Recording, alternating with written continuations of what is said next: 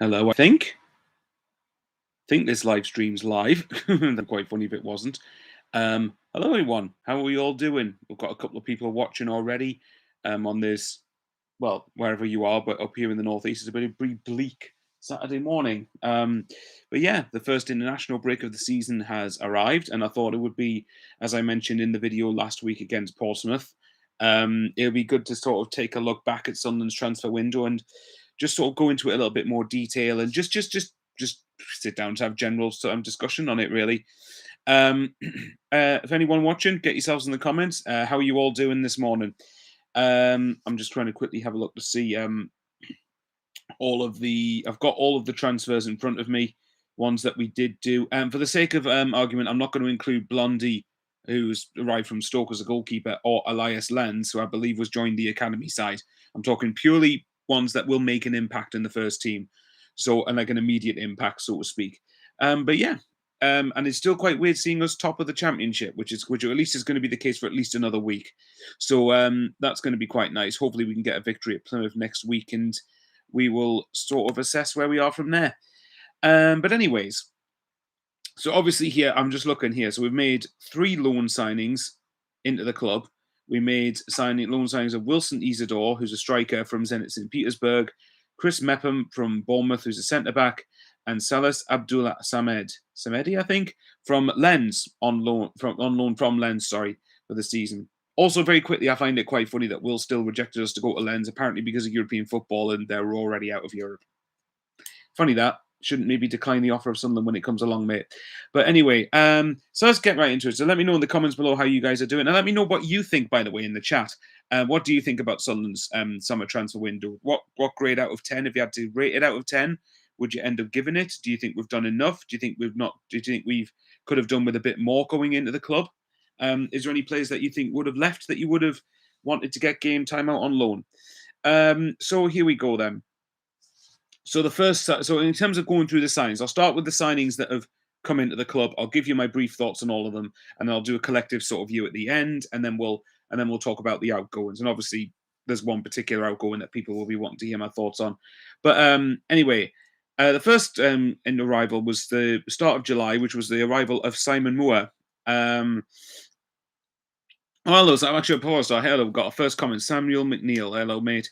Hey, mate, what are your thoughts on Sunderland's start of the season? And do you think Sunderland can continue their great form going into further on the season? Also, I think it says also love the videos because the heart thing is in the way of that. But thanks very much, mate. Very nice to hear.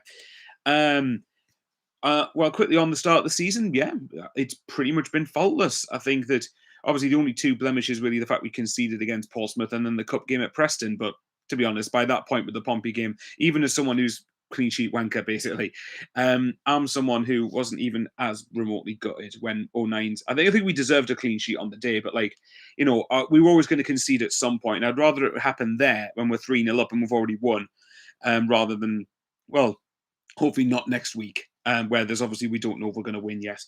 But and do I think Sunderland continue their great form? Yeah, I hope so. If we can get a victory at Plymouth, which is no easy grade, which is not straightforward or when all is said and done. It's not a straightforward thing, but if we can beat Plymouth, then considering 3 of our next 4 after that have got Middlesbrough, Watford and Leeds, I think we could probably really do with getting a victory at Plymouth if we can do, because then at least it lessens the pressure a little bit going into those games. But thanks all for the comment, mate. And get yourselves in the chat, lads, or lads and lasses, depending on whoever's watching the video. Right, so the first transfer, Simon Moore from Coventry. This guy, pure and simply for me, has been brought in to be Pato's number 2, which isn't necessarily a bad thing because I do really rate Pato. And I think it's obviously good to get someone in who's experienced and someone who will be able to pass that experience on into the dressing room. Mike, there's 1 minute past 11. To be early is to be on time. To be on time is to be late, and to be late is unacceptable. My apologies, mate. Hopefully, I'm not eating to your Saturday too much. But yeah, no. Simon Moore brought in to be Pato's. I mean, personally, originally, I thought if Pato was going to go, Victor Johansson from Rotherham is who I personally would have wanted. But obviously, he's since moved to Stoke City.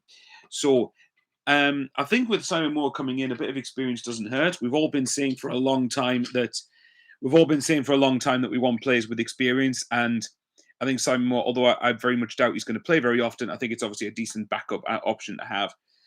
Gareth Broderick, love that surname. What are your thoughts on those who are saying we played teams who at the time were easier? Really disagree with that. If we're going to base it just off that, then you could say, well, West Brom, for example, played QPR, Stoke, Swansea. You know, like I don't know. For me, I mean, they're entitled to their opinion, and I can definitely see that. You know, if you look at if you look at it this way, Cardiff, yes, are down the bottom, but bear in mind they've played Sunderland, Burnley, and Middlesbrough in 3 of their first 4, and the other game was away in the South Wales derby, which is a pretty feisty affair down in South Wales. Sheffield Wednesday, granted, to be fair, have dropped off a cliff a little bit since playing us, but bearing in mind they've played us, they've played Leeds, they won 4-0 before. When we played them, they won 4-0 the week before. So I think that's not a given in and of itself. We've obviously since played Burnley, who nobody else has beaten. And I know going into that game, I believe they had some issues in terms of selling a few key players, Sander Berger being one of them. But we still dominated that game, or at least we were comfortably the better side in that game and should have won by more. You know, Luton can. I mean, I know that, and ultimately, a lot of the team. There was Vitinho was still there before he got sold. Lyle Foster still there. Was Jay Rodriguez, Josh Brownhill. Apart from Darragh O'Shea, their defense was exactly the same as the ones that scored 9 goals across 2 games against Cardiff and Luton. So yeah, I wouldn't call that an easy game by any means. And then you look at Portsmouth. I mean, again, Portsmouth are down there, yes, but they're down there primarily because of the fact that they're down there because of the fact they've played Leeds, Luton, and Middlesbrough all before playing Sunderland. So let me just quickly wipe that across. There we go. No, they played all of those teams before playing Sunderland, and actually, you know, that's the reason they're down there. And remember, Leeds couldn't beat them at Ellen Road, Middlesbrough couldn't beat them at the Riverside, and Luton, you know, we're down to 10 men at Portsmouth. So like, it's not. And bearing in mind, promoted teams, let alone someone with Portsmouth's caliber, Portsmouth's reputation in Fratton Park, a ground we've tended to struggle at. So for me, I again, if people, I can see what they mean, but if we're going to use that argument with us, then they should equally use that argument for all the other teams in the Championship, because I get quite tired when people do that with us, but then say, "Oh, but West Brom's on 10 points, have had a great start." Like, well, we're on 12, we've had a great start. So, like, you know, again, that's the thing I just don't understand. So sorry, Gareth, I rambled on a bit, but hopefully that does answer your question adequately. Right, the next sign. Actually, now I've noticed the first few signings. Back to the looking at the window. The first few signings I've noticed are the ones we made are free signings. Now, the first one is obviously Simon Moore from Coventry. Fair enough, backup goalkeeper. The next one is probably the free signing that's caught my eye the most, which is obviously Alan Brown from Preston. And I think that Alan Brown, I think this I've been someone, as people who've watched this channel enough know that I grew quite sick of people just pointing to experience whenever we lost a game last year, because for me, I'm like, no, the players have got to, regardless of whatever their age is, you've got to be able to be accountable for your own performances. But even I admitted midfield was an area we needed experience badly. And I think Alan Brown coming in, as demonstrated probably last week, to be honest, against Portsmouth when Dan Neil was out suspended, that was a really, really big signing, I think, from Sunderland's point of view. And to get someone who has, so far anyways, had a decent injury record, someone who has been experienced in the Championship for, what is it, like 10 years or so at this point, with Preston, and who was their captain last year and their player of the year, I believe. Someone correct me on that latter point, I might be wrong. But either way, someone like that was really encouraging. Coventry and Sheffield United were in him. Both were well fancied ahead of us before the start of the season, and we managed to get him.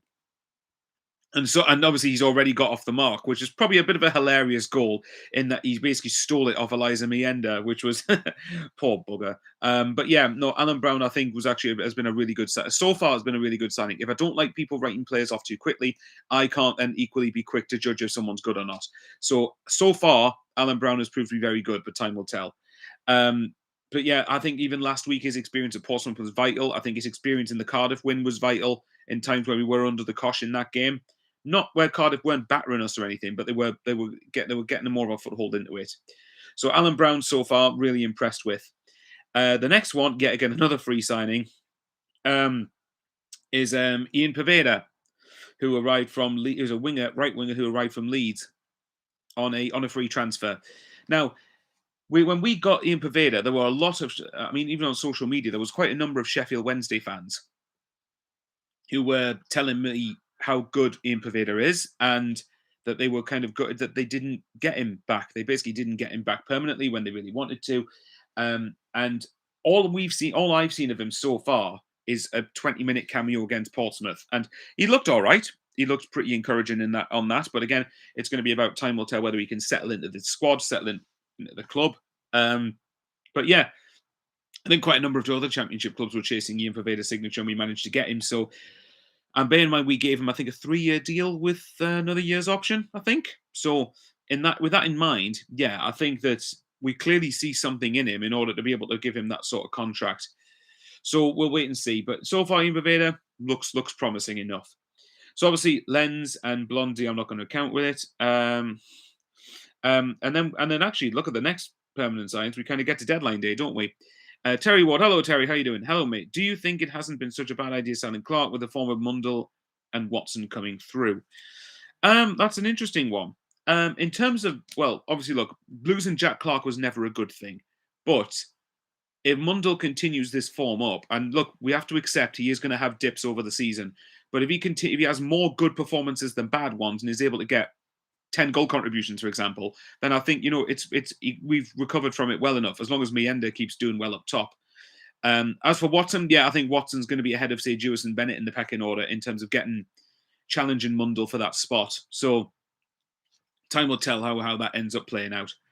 George Callius. Sorry, George, I probably butchered your surname. Do you think we have the strength and depth to last the season, or are injuries going to knack us? Our second string struggled in the cup. The one thing I would say with that one, George, is that a lot of those second string sides those second string players were basically clubbed together and played as a side. Whereas a lot of them, I'll bet you, for example, I'm trying to give an example of someone who's like a second string side, like, okay, Yelder, here's a good example, because he's someone who I think people have written off quite too quickly. I think Yelder, if he plays at centre back, someone's doing a bunch of crying emoji things. That's quite funny.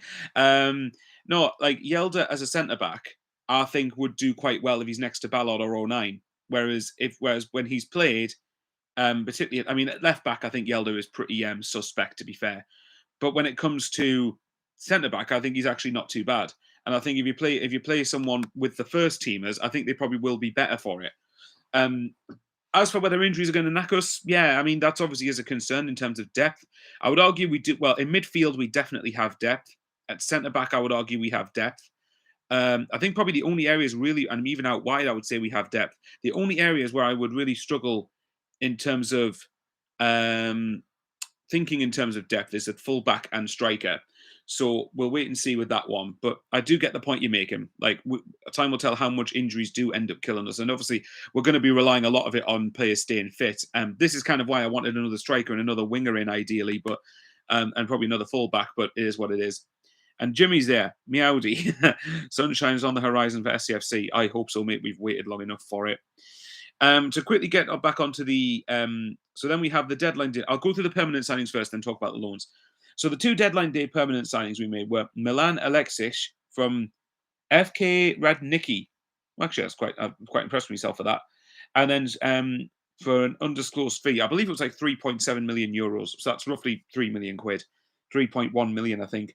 And then the striker we got was Ahmed Abdullahi from Ghent, which again was an undisclosed fee, but I believe it was like 2 million euros, from what Fabrizio Romano said. So that would have been 1.7 million. So ultimately, we spent 4.8 million pound, if my maths is right.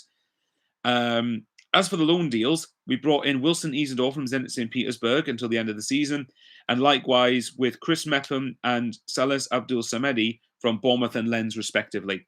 So on the loan deal, I mean, first quickly on the two permanent signings with Abdullahi and Alexic. I think when it comes to them two, like they're both prospects for the future. And with I keep getting them mixed up. Abdullahi, I think it's a weird one because we did want another striker, and we have got another striker in. But again, it's when we said we wanted another striker, we wanted someone who was a bit more proven than what has ended up being. Even though Mienda has started brilliantly, don't get me wrong, Mienda has started really, really well. But it's a lot to ask of him to lead the line all season, unless we're viewing Wilson Isidore as a striker. Milan Alexic, know next to nothing about. And like I said, the two permanent signs, Abdullahi and Alexic, know next to nothing about them. They're both for the future, really. As for the loan signings, Wilson Isidore, as he came on the left at Pompey after Romain Mundle was taken off, and obviously and did fairly well. He did fairly functional. He was all right. I think obviously